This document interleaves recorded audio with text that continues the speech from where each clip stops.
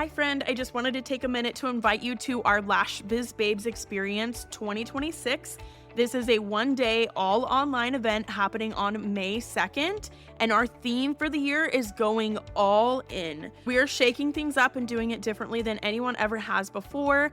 This is going to be an all online event as usual, but it's going to be 100% a curated journey throughout your day as we guide you through the mindset, strategy, and passion needed to go all in on your business to make it your best year in business yet. All lash artists, estheticians, and beauty professionals are invited to join us. There will be guided sessions, interactive workshops, a panel discussion, and big giveaways happening throughout that whole day. And tickets are on sale now for only $199. Payment plans are available. Let's go all in on our businesses for 2026 together. All the details and the link for tickets are down in the show notes below. I would love to have you join us online in May. Welcome to Lash Biz Babes, the podcast for solo beauty business owners who want to build a full clientele and create a business and life that they truly love. My name is Erica. I'm your host. I'm a lash artist turned beauty business coach, lash educator, and social media manager for salons and beauty businesses. I'm so happy that you're here. Let's go ahead and jump into today's episode.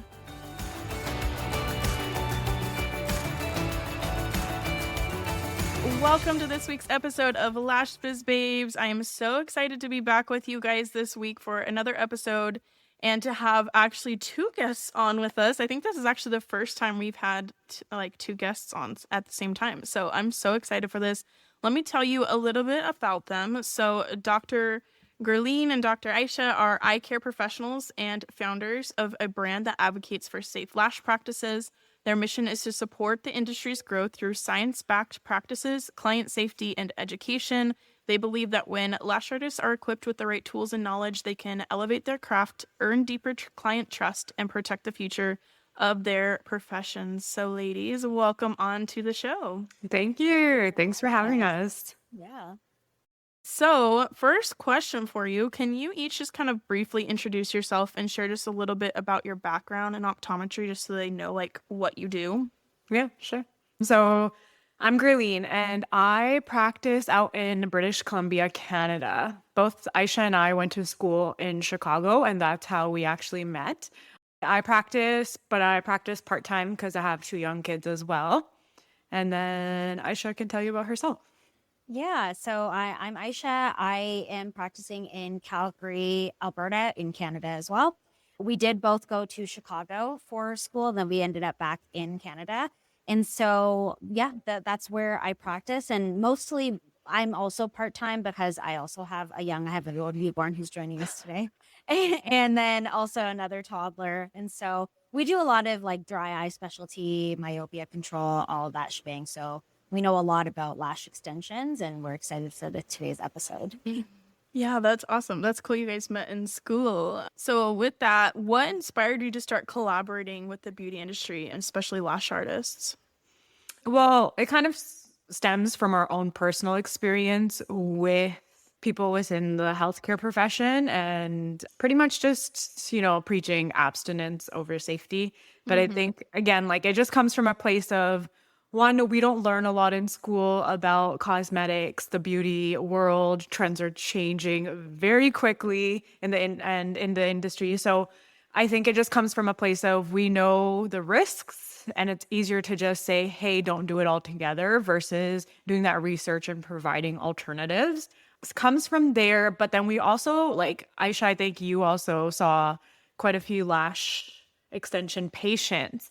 And when we were asking questions about how often they're cleaning them, how often they're going in and getting this done, what they're using, I personally noticed it was very all over the place. It wasn't very consistent, the response I was getting.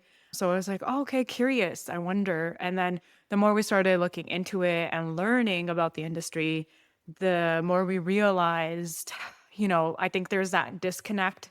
And we need to work together a lot more for a better overall collaborative approach with care for clients and patients, because generally they want a good experience and they want to feel confident and beautiful, right? And that comes from both sides. So we don't want to exclude anyone who wants to continue to do these trends but have sensitive eyes. So I think it comes from just like personal experience, what we see in clinic, as well as just research, what we know from based off of research, what's safe to do, what's not safe to do, what better alternatives there are out there. Yeah, I think that is going to be such an important part of how the lash industry evolves, and being able to like have safe practices for them is to kind of have a blend of the two, I guess you could say. Definitely. No, absolutely. Yeah. Because on our side, like we need to learn so much more Yeah. about the stuff that's out there. Like the rate at like what products are being produced and released, and the rate at like what we're learning and evolving and changing in terms of like the science and education. There's a little bit of a disconnect there. Yeah. That's so interesting to me, because I feel like it's the same on the lash industry side of things. Like, we need to learn so much more about eye health, and we need to, bring more of that in, because the education is evolving, the products are evolving, the clients are even themselves evolving with what they know about the service now. It's not something new that people don't really know much about. So there's a lot of misconceptions that can be addressed with like proper education and knowing all this about eye health. So I'm really excited to like kind of talk more about how to like bring that in from a lash artist perspective with you ladies today. What are some of the most common like eye health concerns that you see related to lash extensions? So the most common thing that we'll see is blepharitis. We know that with the greater surface area with the lash extensions, we see more debris that kind of gets trapped in there. But that's not the only thing. We can also see styes, which are, kind of enlarged areas and inflamed areas on the lids. We can also see a lot of dry eye or exacerbation of dry eye that already might be there. And then worst case scenario, something happens where you get like a chemical burn on the front surface of the eye. We can see those as well. But the most common thing we do tend to see is blepharitis. I see that. I mean, personally, just from a lash artist perspective, I feel like those were the most common things like I would see as well, just with the blepharitis and like the styes. I feel like people came in with that. Not super often, but that's what you see pretty frequently. But you see, more frequently than other conditions, for sure. Yeah, absolutely. So with that, are there any red flags that lash artists should look out for in their clients that might warrant a referral to an optometrist? Yeah, I mean, for sure, if you're seeing an active sty and it's quite red, inflamed, large, you definitely want to wait on lashing that client and probably refer them to an optometrist, or if they already have an optometrist, let them know to go see their optometrist. Other things that you want to look out for are like pink eye. If somebody's coming in with any kind of viral or bacterial infection where the white parts of their eyes are looking red and not so happy, then that's something that you also want to wait and probably refer, so that you don't cause further irritation and your client doesn't have a poor experience. And then you're also making sure that you're not causing any kind of like contamination of anything as well while you're working. Not to say, I'm sure that lash artists, we know that you guys are very clean and keep everything clean, but you don't want to be spreading infections either. So that's something to kind of look out for too. Any kind of serious allergic reaction too, any swelling, any large buildup on the lashes. I think that you guys see your clients a lot more frequently than we see patients. So that being said, you'll know if you're seeing a client that has a lot of buildup on their lashes, and if maybe they're not doing a great job cleaning or they're not getting in there adequately. So those are kinds of things to look out for mostly. And those are good things to even ask, Yeah. That's a good way to, I think, how you approach like asking your clients their cleaning habits, how, all of that. You're going to get a better idea of what they're doing. And then if that aligns with what you're actually seeing as well, right? Does that make sense to you versus with what they're saying? So yeah, no, I think I agree with Aysha for sure. I think that. Yeah. And it comes back to making sure that, that collaboration, like you're working with an optometrist, or at least you have that knowledge of ocular hygiene and ocular health so that you can identify those things when someone is coming in. Yeah. Yeah. And I think those are more urgent too. Like we know when it's like, okay, this is something new, it's red, it looks angry. We know it's easy to be like, let's just get that looked at. But even if you have clients coming in regularly and you're like, hey, you know what? Every time you come in, your eyes are really watering. And that's probably also for you and your client concerning, because you're worried about how that's going to affect the retention and how the service is going to be longer, right? It might take you more time to actually properly apply the lashes, and it adheres and cures. So I think even them like being like, maybe you should see an optometrist. Maybe there's a dry eye component there that needs to actually be addressed. So then that way, next time they go in, once everything's been treated and maintained, they're not having those issues, or it's happening less frequently. So I think that's like just catching those things, especially with routine, like Aysha said, you're seeing them way more often than we are, right? You're going to be able to see like after 3 weeks if something looks different, or if you're noticing a trend or a pattern with them, like, hey, you know what? Maybe we should talk about this. Let's bring that up. Yeah, absolutely. And one thing I think with lash artists on this topic specifically is like a lot of lash artists can be really nervous to bring up these kinds of conversations with their clients, or like it's awkward or uncomfortable if you're noticing that, hey, maybe they're not washing their lashes like they should be, like bringing them that up with clients. And like, so for me, just from the lash artist perspective, it's like, okay, how's aftercare going? You don't have to be like mean about it, like, oh, your lashes are so dirty, but you can ask them like, how's aftercare going? What are we, how are you washing your lashes? And then if they're like, well, I'm not washing them, that gives you the opportunity to educate them. And I think it really is important to educate your clients and be having those, it can be hard conversations, but having those hard conversations with them.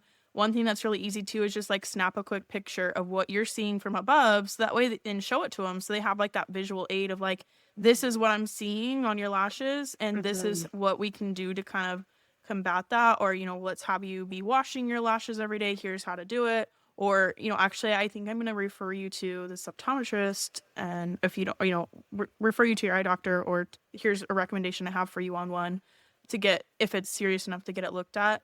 But I think it's a really big liability issue to lash someone, to like ignore something that you're seeing and lash someone regardless. And also like just with the retention of it, like you were saying, Gurleen, it just like, they're not going to have as good of retention if they are having like super watery eyes or having issues. So I think it's really important to have the hard conversation, educate them, refer them out when you need to. It's going to build a really good, strong, like trusting relationship with your clients that will keep them coming back. Yeah, absolutely. What are some ways that a lash artist can educate their clients about eye health during or after services? So I think like just even going back to what you were saying, I think it starts the moment they actually walk in through the door, maybe even before that, right? We talk about intake, the questions you're asking. You're right. Having those conversations can be really hard. But I think if you have good protocols in place for what you're doing in terms of your services that you're providing, and then actually explain every step to them, what you're doing, why you're doing it, what products you're using, why you're using those products. Because then let's say if an issue does arise, it's so much easier to actually bring that up and have that conversation, because you've been educating them the whole time, right?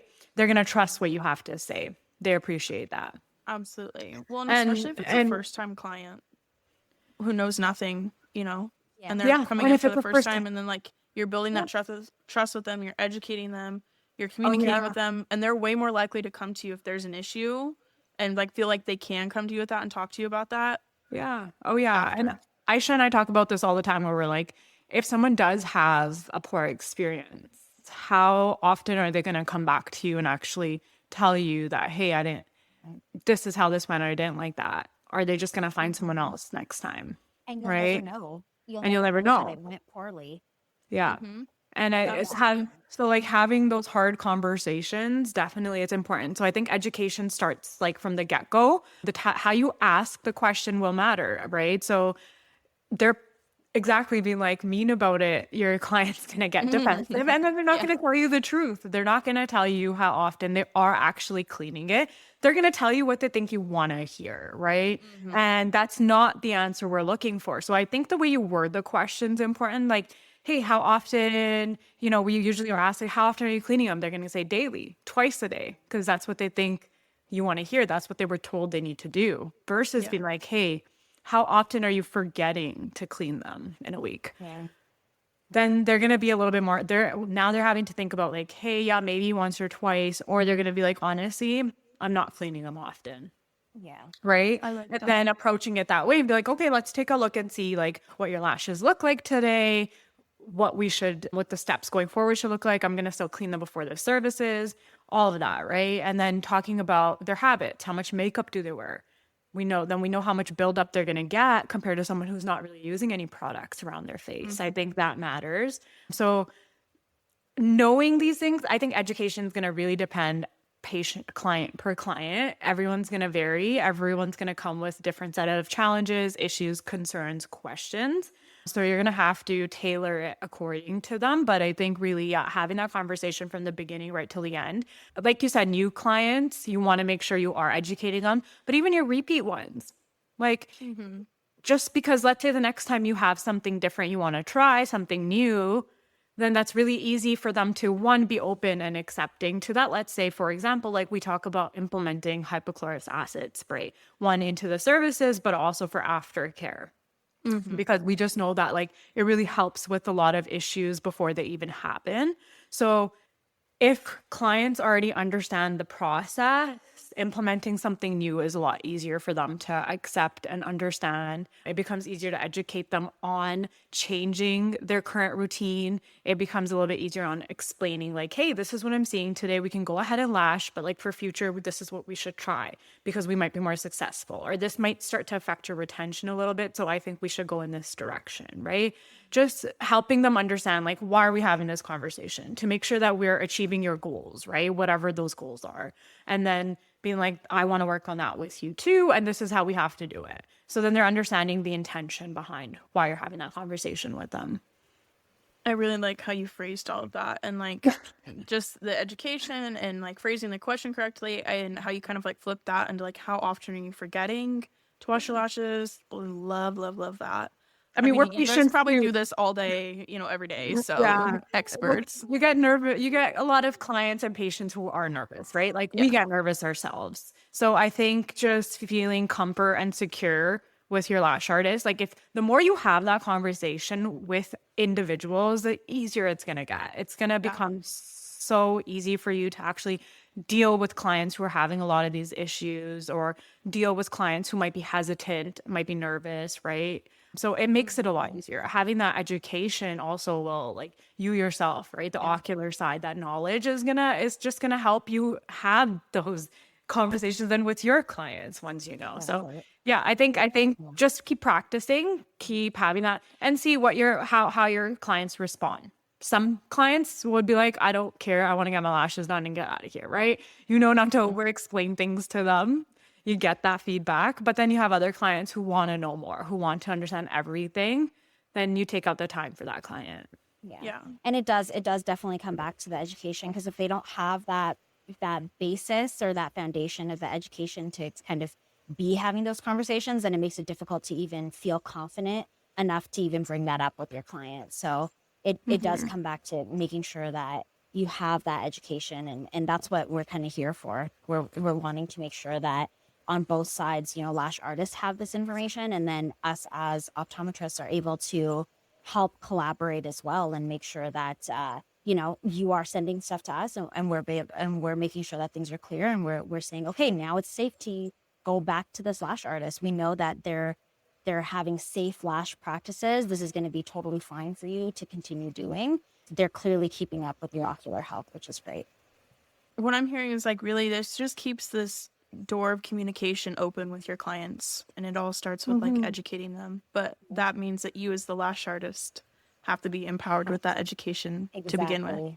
Yeah. Which is where these wonderful ladies come in. And I mean, I feel like I've seen it a lot more like with the medical professionals being more receptive to working with the beauty industry to make it as safe as healthy as possible as it can be for clients and patients. Yeah, cosmetics have been around forever. They're not going anywhere anytime soon. So it's best. The more we learn and actually evolve according to what we're learning, the more we're going to continue to grow, right? Whether that's our professions, whether that's as individuals, whether that's our career or business, like no matter what aspect of life that is. So it's definitely, I think, important to educate yourself and then educate your clients. Like we're constantly, me and Aysha are constantly learning as we go as well. So Exactly. Because we don't like Gurleen said, we don't learn about this in school. So this is like all yeah. based off our own research, our own kind of digging into things and finding things out and getting that evidence. And I think that comes back to Erica, what you were saying, that as a whole, the medical profession is starting to recognize that the beauty industry is not going anywhere. And so it's kind of like what Gurleen was saying earlier. We're not trying to preach abstinence because we know how that goes, Yeah. So it's better to make sure that people are practicing things safely. And that way everybody's happy. The client's happy. We're happy because our patients are doing better and the lash artists are able to continue to build their business as well.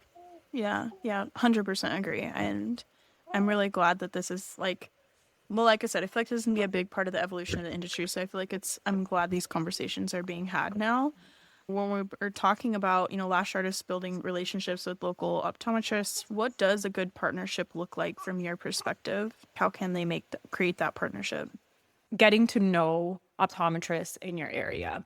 Second, social media has made it a lot easier to access information, resources, and people to be able to network as well, right? Like, for example, me and Aysha, like how we even started was just by posting content and just education about like popular trends that are out there right now, beauty products, makeup tricks, hacks, like just everything and anything under that umbrella. So now we get a lot of questions from people online as well, and lash artists that, maybe are encountering things or issues quite a bit, or just want to know if like the current protocols they have in place, is that correct? Is there anything they should change? So I think one, you can contact us if you need to, but then two, also get into touch with someone locally. We do have like our wholesalers and anyone we collaborate with, lash artists, optometrists. We're going to have that all on our website so you can see directly who is closest to you that you can actually connect with. So then that way you can network, you can have that partnership. But then, yeah, being able to connect with someone who also understands your side, right? Your industry, being able to understand like, hey, so that way if they are getting your client coming in, they're actually addressing that issue, sending them back when they are happy, healthy, and ready, right? There's less of that back and forth then.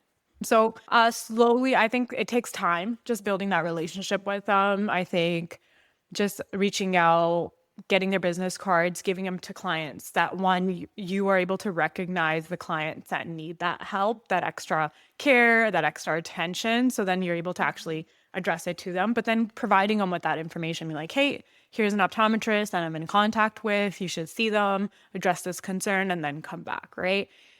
I think just reaching out, you can reach out to us through social media or our email through our website and contact us. We're more than happy to find someone near you that could also help you out. We're happy to also do consultations if you have specific questions that you want to ask us about any case, or just generally like your services that you provide, things to kind of help your business in terms of liability again, from the medical perspective, how you can make sure everything you're doing is up to regulations. And that changes state per state, countries vary as well. The regulations are a little bit different, so products you use are going to vary. And finding someone local will be a little bit better because they're going to have more of that knowledge and information. So I think just getting in touch with someone that you know, getting in touch with us, we can get you in contact with someone too. But Yeah, cool. I feel like if I was still actively lashing, this would be something I'd be like on top of, because I think it would make a big difference. And being able to build your business and build trust and like being like a really go-to lash artist in your area because you are doing these things and you're really going above and beyond, it really helps to set you apart in the industry, especially if there's a lot of lash artists in your area as well. yeah, are you finding that like, well, I guess you're not actively lashing, but you're still very involved. Yeah, very involved with the industry. Yeah. So are you finding that there are like new clients coming in that talk about poor experiences, or they're coming from somewhere else? Yeah. Absolutely. Even when I was still actively lashing, which I still do sometimes, but it's like more very part-time. Yeah. But I think at this point, I don't want to say most clients, but a lot of clients have had past interactions or experiences with lash artists, and they are a lot more informed on the service and the pros, the risks, the cons, those kinds of things, and like the reactions that could potentially happen. And I think there are a lot of clients these days that have been like quote unquote burned by a past lash artist, or who have had a bad experience, a bad reaction, and that lash artist didn't have the education to help guide them through it or to help resolve it. And so they think, oh, I just can't get lash extensions, or oh, I'm not going to get them because I had this poor experience. When in reality, it could have been something that us as the lash artists, when we're educated and we're partnered with an optometrist, we have that support, we have that those resources. We know how to troubleshoot these problems and issues and find resolutions that they can still get lash extensions and have a good experience with them. But it all boils back down to the education of the lash artist. I think there's a lot of clients who have had bad experiences with lash extensions, and that's something that I personally, from my viewpoint, feel like needs to change industry wide. Yeah. For You clients to want to keep coming back. Yeah. And it's up to you to set the standard, right? You're going to be their, you're going to be their first line of defense because they're seeing you more often. You're actually in direct contact. You're working millimeters away from their eye, right? So frequently. And So it's like, important. so you're the first line of contact. You're going to be their defense, whether that's the questions you ask, the products you use, your techniques during your services, whether that's the, hygiene protocols you take, the education and aftercare, whatever that is. Yeah, because there was like a big conversation about, well, is the lash industry dying? And in my opinion, it's not dying, but it's evolving to where we have to set a higher standard of education for our clients. We have to set a higher standard of our services for our clients for the longevity of the industry and the longevity of our businesses. You think like optometry wasn't really much either. Our scope, over time has expanded and allowed us to be able to like grow as a profession and as an industry. But you have to evolve, you have to advocate for your clients, and that's the best way to do it. Well, I'm sure over time you've probably seen like more of, I don't know, as lash extensions have been around longer, what issues it can cause, or if it causes, what problems you see often. And so now I feel like it's kind of at the point where everyone can kind of work together to find those solutions. Instead of working against one another, we definitely need to work together so that we can, again, make sure that clients are not having those poor experiences to begin with. They're having positive experiences. Their lash artists are well aware of risks associated with things and how to kind of troubleshoot and when to refer. For sure. No. And if someone's coming into your chair from somewhere else, how do you keep them? How do you keep them there? How do you keep them happy? How do you keep their eyes happy? Absolutely. Well, and part of that too is like, even if they are a new, like, because I've had clients before where they're like, well, I've been getting lash extensions for like 8 years and I've never been told to wash my lashes. So like, why would I need to do that now? And it's like, even if they're not new to extensions, but they're new to you, I still feel like this education piece is so important. Yeah. Like educating them and getting them up to like your standard of care. Yeah, because you don't know what they've background. You don't know what they've learned. What they've had. Yeah. Before. For sure. Yeah. And that's with anything, right? Like no matter what industry, like wherever they go, re-educate. You don't know what they've learned. Sure. You don't know what they remember. Like I appreciate it. Sometimes I'm like, I just need a refresher. Oh, absolutely. Well, and as things have changed too, like the way we wash our lashes is different. What the products we use to wash with have gotten so much better. I remember when I worked at a franchise lash studio like 10 years ago, they were like, use this antibacterial hand soap on the lashes. And it was just like, oh, okay. Like it's, but there are clients out there who still think that might be best practice. So it's like, we've got to get as our stuff gets up to date, we've got to keep the clients up to date too. Exactly. That's like the same with our profession. Like back in the day, people used to say to use baby shampoo. I was just going to say. And that is just that is not the standard of care anymore. That is not the best thing. You should not be getting baby shampoo in your eyes. Like you shouldn't, And so with that, as the industry has evolved, as we have better products out there, it's making sure that clients and patients are aware of those things. For sure. I feel like this is kind of like a good lead in to the next question I wanted to ask. So are there specific ingredients in lash adhesives or cleansers maybe that you recommend avoiding or being cautious with? Yeah, definitely. So we know that the main ingredient in the lash adhesive is the cyanoacrylate. And of course, contact with that on your skin is going to cause irritation. So just being cautious, of course, when you're lashing, we know 0.5 to 1 millimeter away from the lash line. so that you're not getting in contact with that skin directly. That's going to make a huge difference. Of course, there is still going to be some fumes that they're going to be exposed to, but decreasing the amount of exposure is important as well. So making sure that you are doing the correct steps to make sure that you're decreasing the amount of exposure as possible. So we talk about, putting eye drops in their eyes before and even after the treatment. We talk about using hypochlorous acid in between to make sure that things are clean. And then if you get any kind of microabrasions while you're doing your lashing, anything like that, hypochlorous acid is something that you can use to just cleanse that area and start wound cleaning right away and wound healing right away as well. So those are kinds of things that you can do to be a little bit more cautious with it.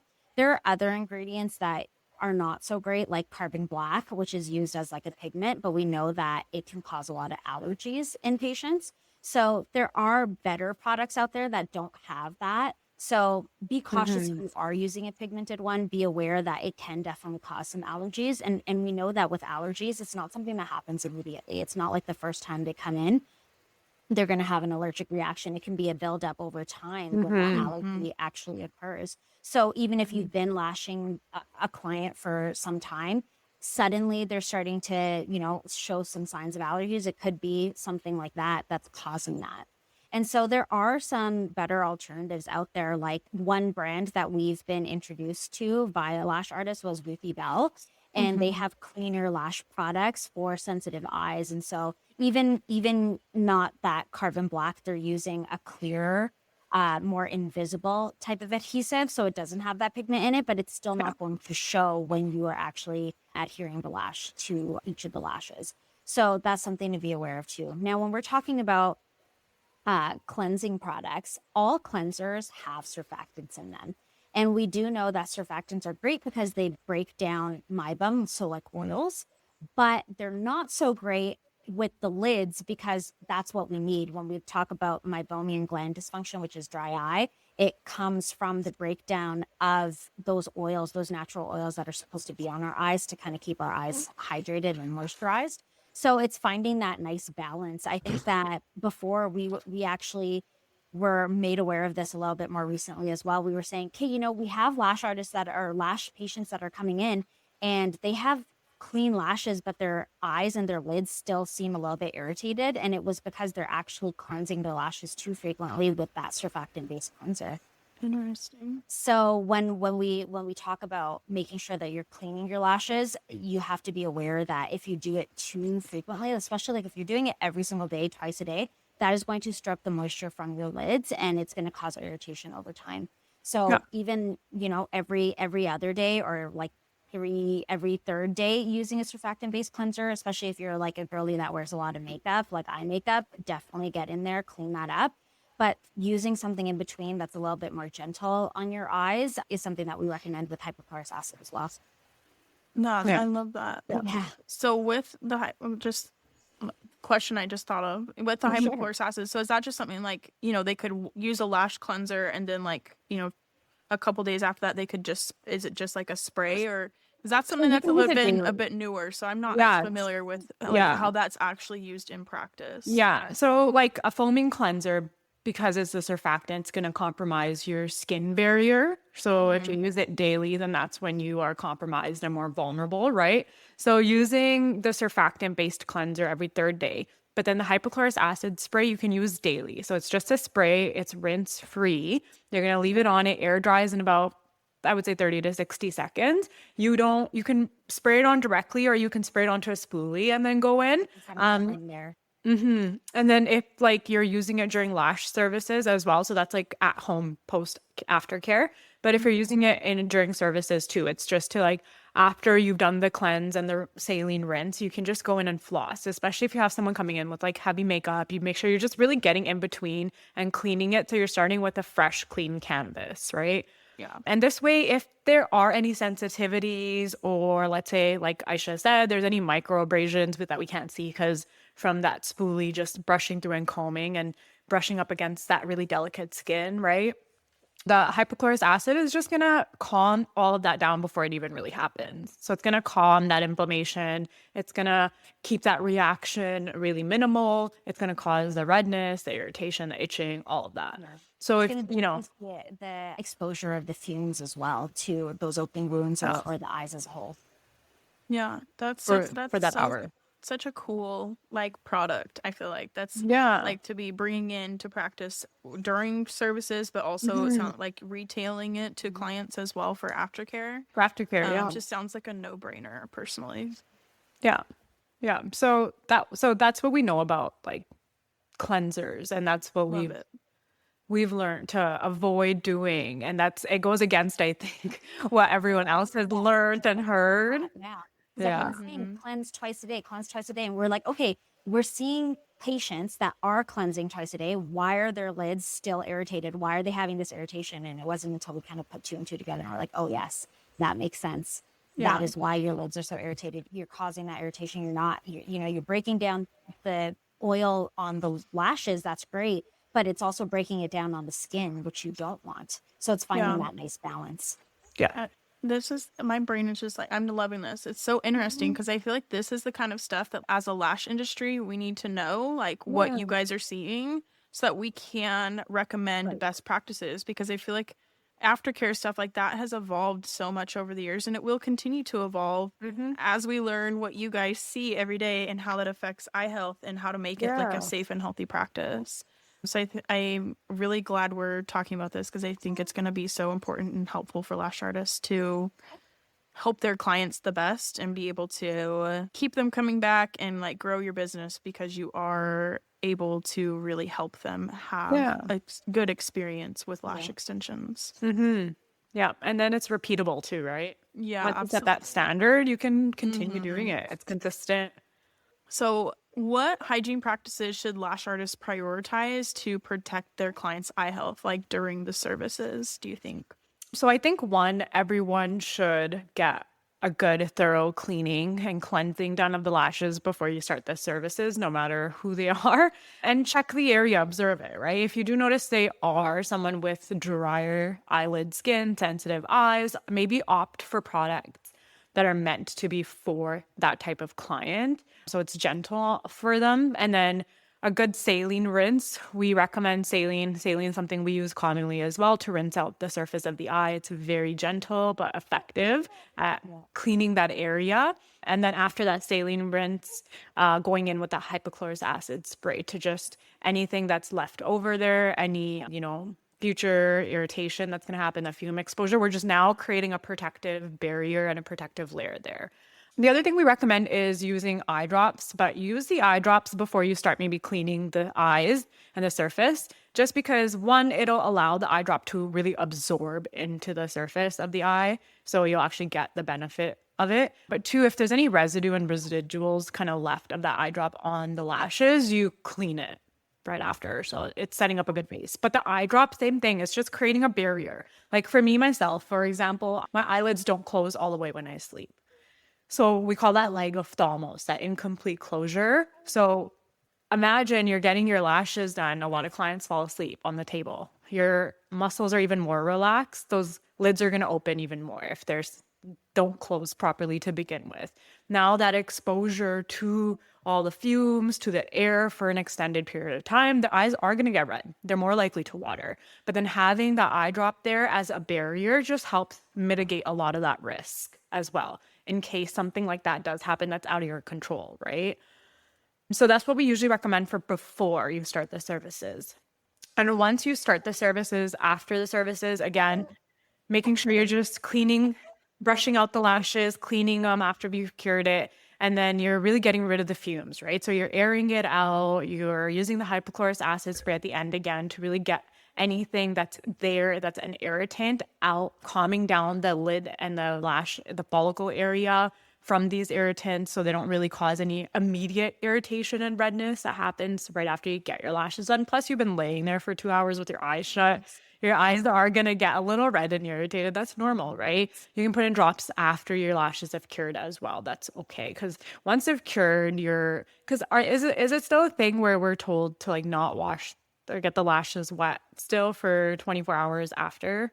So that is definitely phased out. There are Okay. still lash artists who will recommend that just because they haven't taken an updated course or they're just not up to date on best practices currently. Okay. But that's definitely something that's phased out. That's old recommendations. Okay.